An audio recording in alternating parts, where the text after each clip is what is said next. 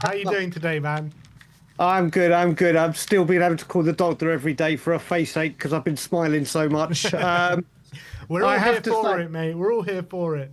Simeon, I have to say, I came in and I was in the background for a bit, and this, if he finishes 17th, came up. He won't be finishing 17th. He won't be. I tell you what, and I'm going to say this. But you might not have a trophy, Brian. I'm going to say this and stick to it, although Alana will kill me. If we finish 17th... Oh, don't do it, Brian. I will. I know. If we finish 17th, I'm going to do it. I'm going to do it. If we finish 17th... Brian, wait. Just before you go on, just let me remind you that when you make these bets, they usually come true. They always come true, Brian. You know what? On the advice of Ben, I'm not going to complete my sentence because I do have a habit of losing them, don't I? And having to do it. So yeah, have you ever won a tattoo bet, Brian? Yeah, someone has had to get a Tottenham on tour tattoo, and they got it. Will Stewart still owes me a Tottenham on tour tattoo, but Will Stewart's vanished. So I'll wait for him to return, then I'll get back on the phone to him and make sure that gets cashed in. But I think you're right. I think I should put off that Brian, bet. okay, let me ask you this. Well, this is what I was asking Ben. For someone who has spent the whole season saying whatever manager comes in it doesn't matter who it is, they're doomed to fail. It's regarded like when I ask you during this season, who do you want to come in? Your response is very commonly, doesn't matter who it is. I don't care who comes in because whatever manager comes in, nothing's ever going to change this football club. So why the excitement now about a potential new manager? Don't listen to him, Dago. He's just trying to ruin our hype. So Simeon, what do you mean? Listen to me. You're the ones banging on the whole season. Do you know what I have to say? I have to say to the 1,500 people currently watching this, you know the world is in a crazy place when Ben and I, the negative ones apparently, are uber-duper positive, and Simeon has gone backwards. I'm not going backwards. I like Frank, and I like him. The feng shui twisted. What I will say with Thomas Frank's Sim, it's not just excitement because of now. As you know, I wanted Thomas Frank before Ange Postecoglou. I love Thomas Frank. But it doesn't matter what manager, though. Apparently, but that's what you've been saying. See, Simeon, you're going me and Ben. You see, me and Ben. I'm just holding you to your own words. We wrote the playbook to this kind of way. Now you're stepping into our world. I will say. Now I've got to go. Now I've got to get your black book and answer you the way you'd answer us. Go on. I will say, with Thomas Frank, as I've said, he will come in. It's always been with Conte. Let's just use Conte and Mourinho. They were doomed for failure because we all know they need huge budgets for massive players on big wages. They get the job done. They leave. Simple as. All managers that have come in all the kind of different kind of philosophies, different approaches, different styles, different ages. We've finally got a manager that can seriously identify talent and has shown it on a regular. Forget the progression on the pitch and how he develops them.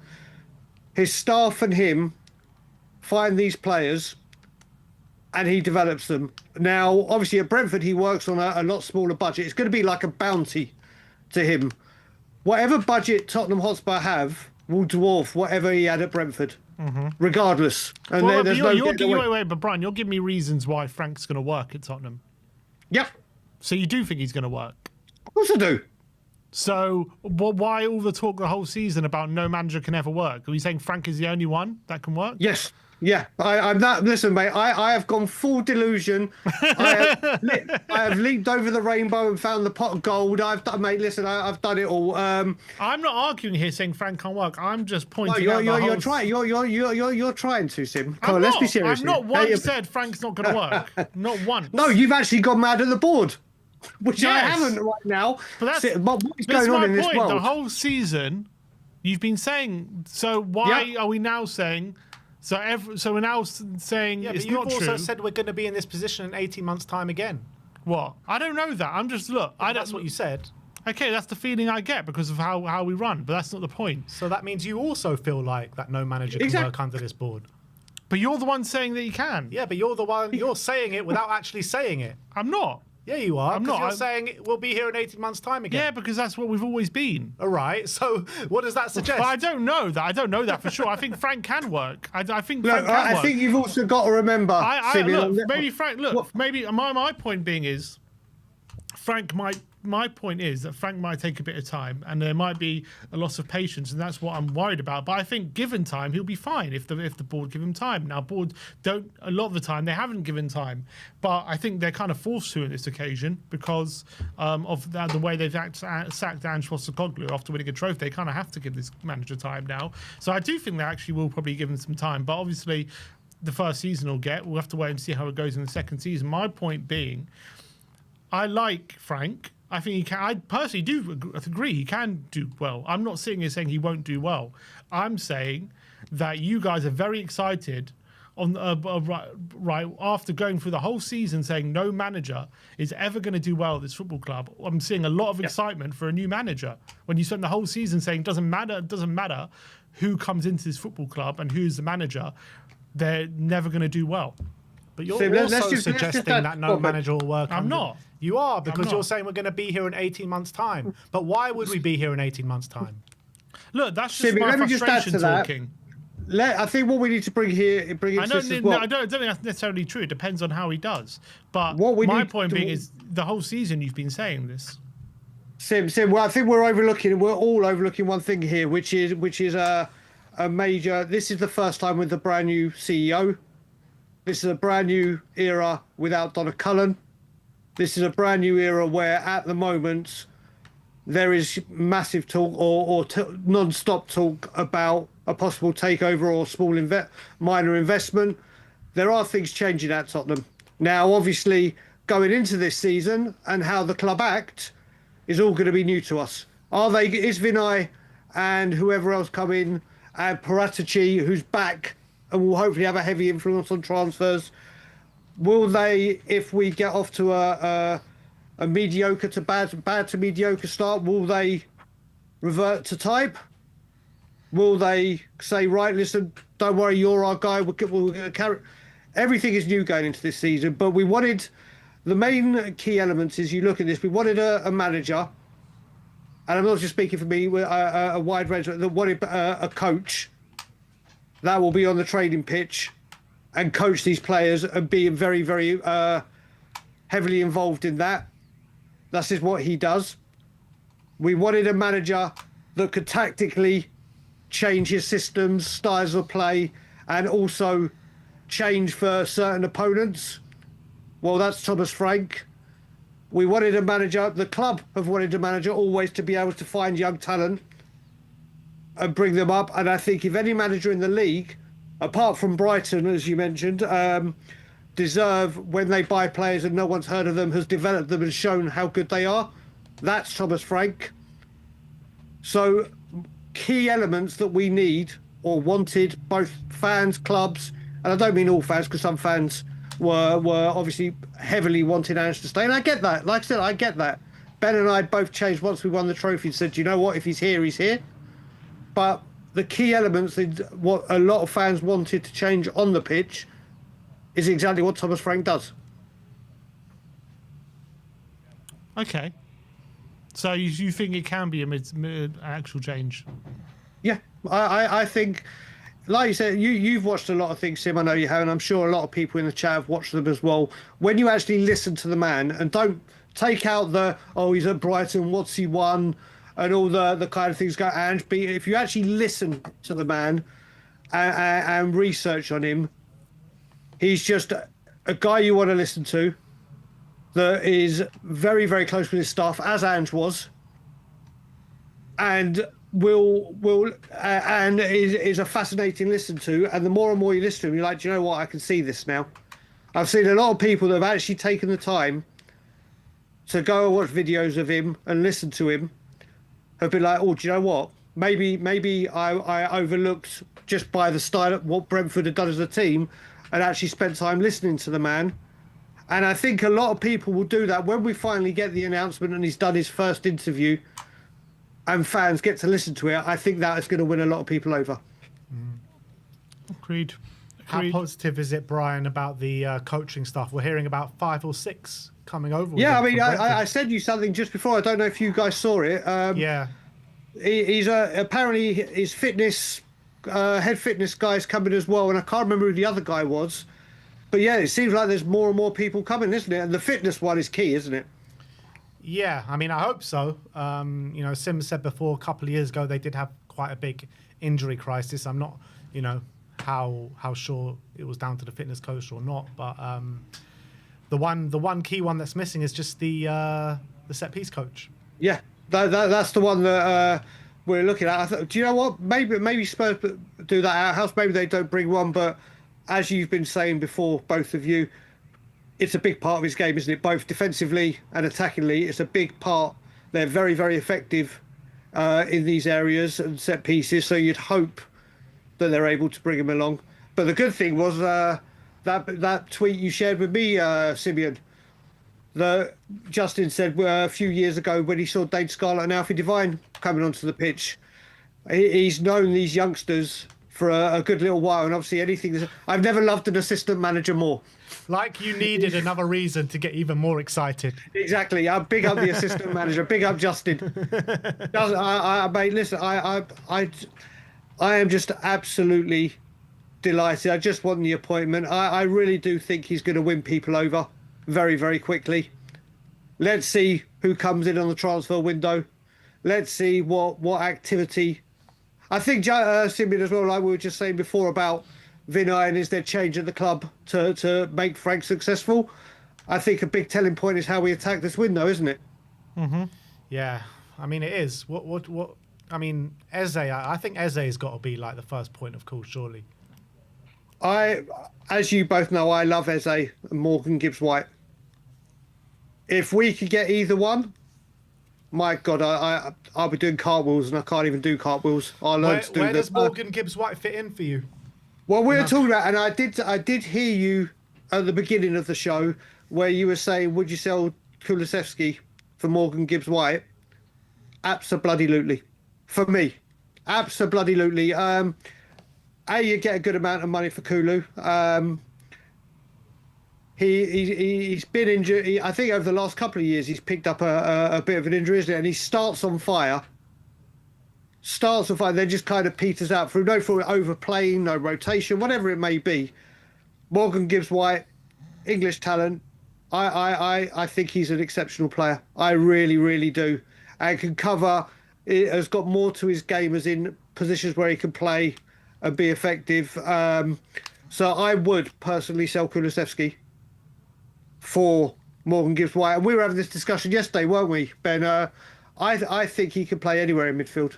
I really do. I think he may not be a number 6 as of yet, but I think he's got the attributes where he could, with coaching, like we said, like Thomas Frank develops players, could be a make-way or a backup kind of alternative as a 6. I think he's exceptional. I really, really do, sir. Would you sell Maddison for Gibbs-White? I wanted Gibbs-White and Eze before Maddison. If I was going with my heart, yes, but Simeon, I'm going to do a Simeon and make Simeon proud. I'm going to go with my head and say probably not. Probably not, because I think James Maddison is going to have a much more bigger impact in a Frank system and have a lot more freedom on the pitch, like at Leicester when he was always taking these long-range shots, which is a very, very big asset of James Maddison's play, a key part of his game. Frank doesn't like long shots. Mainly, but he likes these players to have freedom, like Damsgaard and Eriksson when he had them, and I think you will see James Maddison in a lot more effective and free role. And even if we can get him back to, I still remember going back, one of my favourite moments is James Maddison. Do you remember that 2-1 win against Liverpool when they went down to 9 men with the offside goal that wasn't? His ball to Richarlison to set up Sonny for the first one. Mm-hmm. His eye for a pass when he has the space is just exceptional. And I think we're going to see a lot more of that, James Maddison. So it's a tough one, Ben. Would I swap them? My heart would always say yes, because I just love Morgan Gibbs-White. But I think my head would be no. Eze or Gibbs-White? Eze's my number one. It would have to be Eze. It's got to be. It would doesn't have to be. Do you remember, Ben? We were having this chat again with Madison. We were watching the England game when Eze played. Before Madison was a Spurs player, and we were having this discussion. I think Eze all day. I don't think there's a player we could realistically get where you put him or Eze where I won't say Eze. Yeah, I love Eze as well, and he was like the only one that really stood out for England the other night as well in that horrific performance against Senegal. He just. But you know what? I think Spurs, if they make a signing like an Eze, we always want these statement signings, market, whatever word you want to use, statement signings. If you do go get an Eze or a Gibbs White, just using those two as examples because they're obviously being heavily rumoured. What's a state? That is an actual statement. Yeah. Would that be enough for? No, not the only signing, but if that's the only big money signing, are you happy with that? We need a number. I think we need a number. I think we all know we need a number 6. I would like us to get a very powerful, strong number 6, and that may cost some money. But if we had to get, what would you say another big money? What would you categorise, Simeon, as like that's a big money? What's your price target? These days, probably 50 million is probably like the new 30 million, isn't it? So maybe, do you know what? Maybe you can get a decent number. Brian, if we consider that Archie Gray is an 18-year-old who had one season in the Championship, he costs 40. So 50 million is really kind of where the bigger money signings are. So around, you can probably find a very good, very effective and very good number 6 for around the Archie Gray money.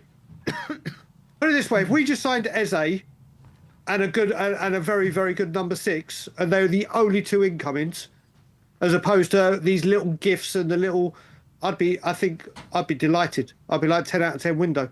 Yes, other areas may need an address, but you've identified 2 key targets of very, very high quality, and you've got them both in. Would you be disappointed if we were to go into next season with no new midfield signings, and let's say Bissouma and Bentancur do take that role? Because I'm looking at maybe what Frank's asking from his midfield. I know it's not easily relatable to Tottenham, but let's say Bissouma, Bentancur, Bergvall, Sarr as our kind of central midfield options next season. I mean, it's not the worst in the world. It's not the worst, Ben, but I think without a shadow, if we had to make one site, as much as I want Eze, I think number 6 for what Spurs need, and it's clear to see, especially because Frank will use a number 6, I think that is the most important signing. I think what we have to see, in my opinion, we have to see a number 6 coming. Yeah. So 6 and an Eze would be a brilliant window, I guess. That would be? I mean, if we look at it and look at the last few windows, especially even the last summer one, Solanke, Odebear, who else? Archie Gray, and Bergvall was January, wasn't he? But he joined, and then obviously Werner. You sign, let's just say Eze and Paulinho. Let's just use Paulinho as an example. That is a night and day better window than last summer's. Yeah. Night and goddamn day. They are Premiership ready. First immediately improve the first 11. Strengthen the bench with the other 2 that were going out onto the. That would be an incredible window. With the current squad as it is now, with no new signings, how far up the league do you reckon Frank can take us? With this, listen. One thing I said as well. It wouldn't have mattered who our manager was, even if it was Ange. My expectations for next season, just because I'm not going to be reaching for the stars and getting overexcited and thinking, oh my God, that's it, we're back, will be get Spurs back into the top 8.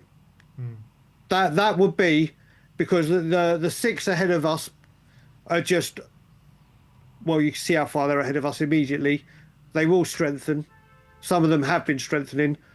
And I think we've got to be serious here and see who we bring in.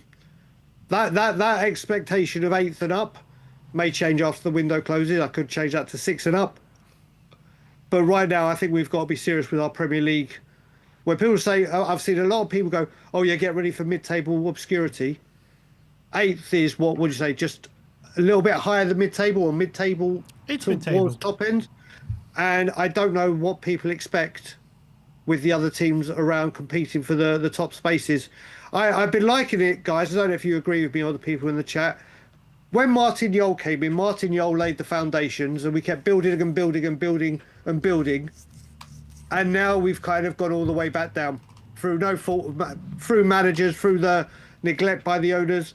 I say we're back at the Martin Yol stage, and we need to start building and building and building and building again to get back into top four, consistently challenging for it. I don't know if you guys feel the same.